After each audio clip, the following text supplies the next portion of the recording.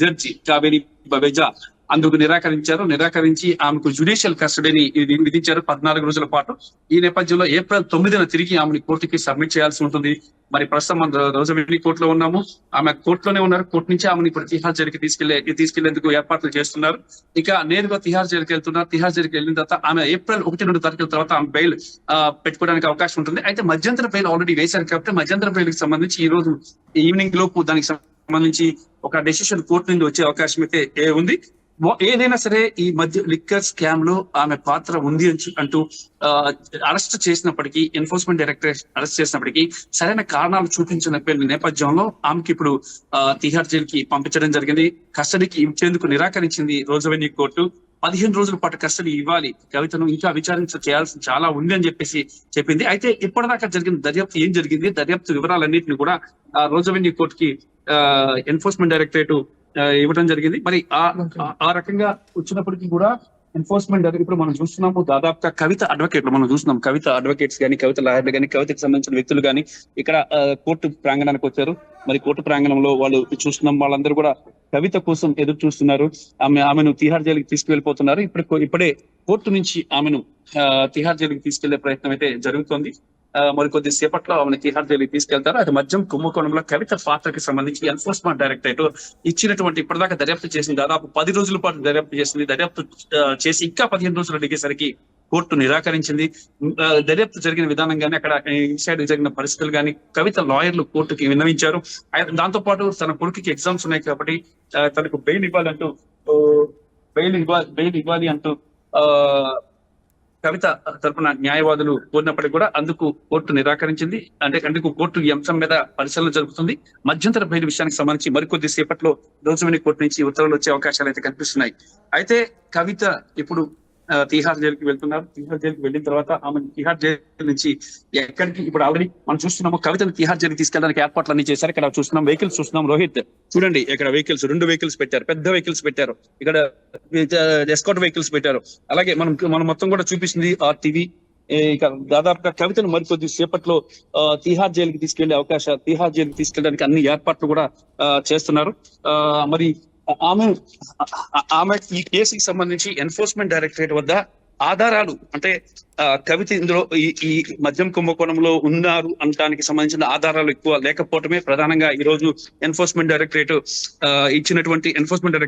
ఆమెను జ్యుడిషియల్ రిమాండ్కి ఇవ్వడం జరిగింది. ఎందుకంటే ఈడీ 15 రోజుల పాటు కస్టడీకి అడిగినప్పుడు కూడా ఎన్ఫోర్స్మెంట్ డైరెక్టరేట్ కి అవకాశం. మరి ఇదే విధంగా అరవింద్ కేజ్రీవాల్ విషయంలో ఇదే జరుగుతుంది. మరి ఆయన కూడా ఈ కేసులో అంటే మద్యం కుంభకోణంలో ఉన్నట్టు స్పష్టమైన ఆధారాలు ఎన్ఫోర్స్మెంట్ డైరెక్టరేట్ వద్ద లేవు. మరి ఆమెను అరెస్ట్ చేసిన తర్వాత ఆధారాల కోసం, ఎవిడెన్స్ కోసం ఎన్ఫోర్స్మెంట్ డైరెక్టరేట్ ట్రై చేస్తుంది. మరి ఇప్పుడు ఆమెని ఇక్కడి నుంచి తీసుకువెళ్ళడానికి, తిహార్ జైలుకి తీసుకువెళ్ళడానికి అవసరమైన అన్ని ఏర్పాట్లు చేస్తున్నారు. రోహిత్, ఇక్కడ మనం చూస్తున్నాము 2 వెహికల్స్ కూడా రెడీ చేశారు.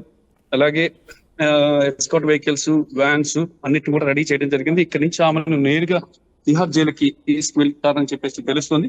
అయితే బెయిల్ అప్లై చేసుకోవడానికి మాత్రం ఏప్రిల్ 1వ తేదీ తర్వాత మాత్రమే బెయిల్ అప్లై చేసుకోవడానికి అయితే అవకాశం అయితే ఉందని తెలుస్తుంది. రోహిత్, ఏమంటున్నారు కవిత తరపు న్యాయవాదులు చెప్తుంది ఏంటి? 10 రోజుల పాటు విచారించిన ఈడీ కవిత దగ్గర నుంచి ఎటువంటి సమాచారాన్ని రాబట్టగలిగింది? అలాగే కుటుంబ సభ్యులను కలవటానికి కవిత అనుమతిని కోరారు. కుటుంబ సభ్యులను కలవటానికి అనుమతిని ఇచ్చారా ఇప్పుడు?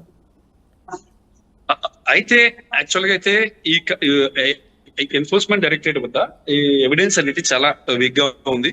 మరి ఆమె ఈ కేసులో పాల్పడినట్టు కానీ, ఈ కేసు మద్యం కుంభకోణంలో ఉన్నట్టు కానీ, ఎన్ఫోర్స్మెంట్ డైరెక్టరేట్ ఉన్న ఆధారాలు ఏవైతే ఉన్నాయో, ఎవిడెన్సెస్ కానీ ఇవన్నీ కూడా చాలా వీక్ గా ఉన్నాయి.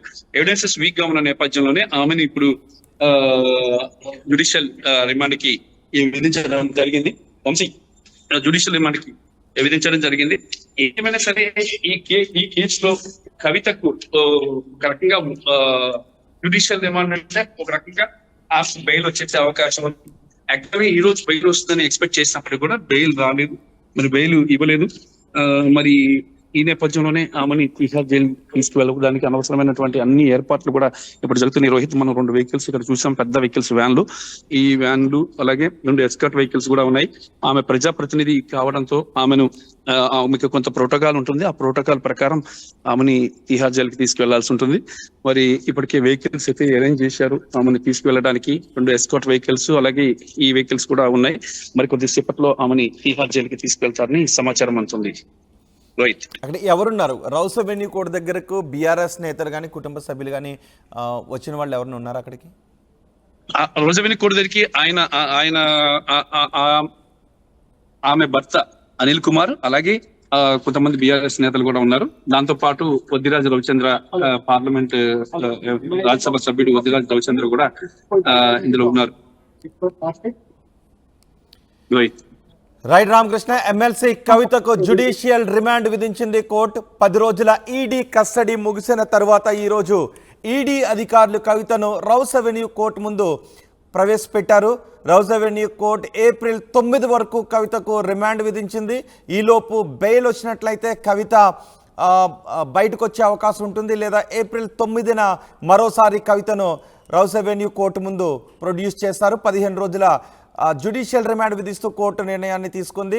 కవితను తీహార్ జైలుకు తరలించడానికి ఏర్పాట్లు చేస్తున్నారు. కవితను కోర్టు దగ్గరికి తీసుకొస్తున్నప్పటి దృశ్యాలు ఆర్టీవీ స్క్రీన్ పైన చూస్తున్నాం. భారీ ఎస్కాట్ మధ్య కోర్టు రౌస్ అవెన్యూ కోర్టు దగ్గరకు కవితను తీసుకొచ్చారు. ఈ నెల 15వ తారీఖు, మార్చి 15వ తారీఖున కవితను హైదరాబాద్లో ఆమె నివాసంలో ఈడీ అధికారులు అరెస్ట్ చేశారు, అదుపులోకి తీసుకున్నారు. ఆ తర్వాత ఢిల్లీ తీసుకుని వెళ్ళి రౌస్ అవెన్యూ కోర్టులో ప్రొడ్యూస్ చేసి మొదటి దఫా మార్చి 23వ తారీఖు వరకు,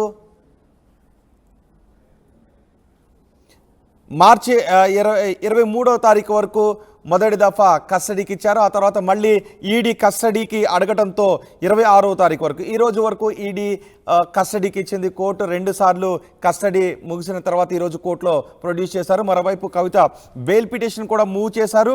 కుమారుడికి పరీక్షల కారణంగా మధ్యంతర బెయిల్ ఇవ్వాలి అని కవిత కోరారు. కవిత బెయిల్ పిటిషన్పై సమాధానం ఇవ్వడానికి ఈడీ కూడా సమయాన్ని కోరింది కౌంటర్ వేయడానికి.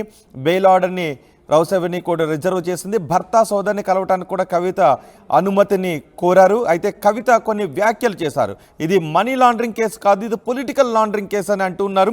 ఒక నిందితుడు ఇప్పటికే బీజేపీలో చేరాడు, మరో నిందితుడు బీజేపీ టికెట్ పొందాడు, 3వ నిందితుడు బాండ్ల రూపంలో బీజేపీకి 50 కోట్ల రూపాయలు ఇచ్చాడు అంటూ కవిత అంటున్నారు. నేను క్లీన్గా బయటకు వస్తాను, అప్రూవర్గా మాత్రం మారను అని కవిత అంటున్నారు. ఇది తప్పుడు కేసు అని కవిత అంటున్నారు. కవితకు 15 రోజుల్లో జ్యుడిషియల్ రిమాండ్ విధించడంతో మరి కొద్దిసేపట్లో కవితను తిహార్ జైలుకు తరలించడానికి కోర్టు దగ్గర ఏర్పాట్లు చేస్తున్నారు. ఒకసారి కవిత మాట్లాడారు. కవిత ఏం మాట్లాడారో చూద్దాం.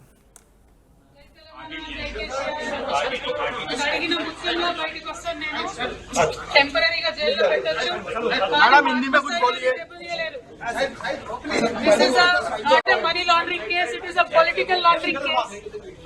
One accused has already joined BJP. Second accused is getting a BJP ticket. And third accused has given 50 crores in electoral bonds. This is not a money laundering case, it is a political laundering case. It is a fabricated and false case. We will come out very clean. Jai Telangana! Jai Telangana! Jai Telangana! Jai Telangana! Jai KCR! అడిగిన ముఖ్యంగా బయటకు వస్తాను నేను. టెంపరీగా జైల్లో పెట్టొచ్చు. This is not a money laundering case, it is a political laundering case. One accused has already joined BJP. Second accused is getting a BJP ticket. And third accused has given 50 crores in electoral bonds. This is not a money laundering case, it is a political laundering case. It is a fabricated and false case. We will come out very clean. Jai Telangana! Jai Telangana!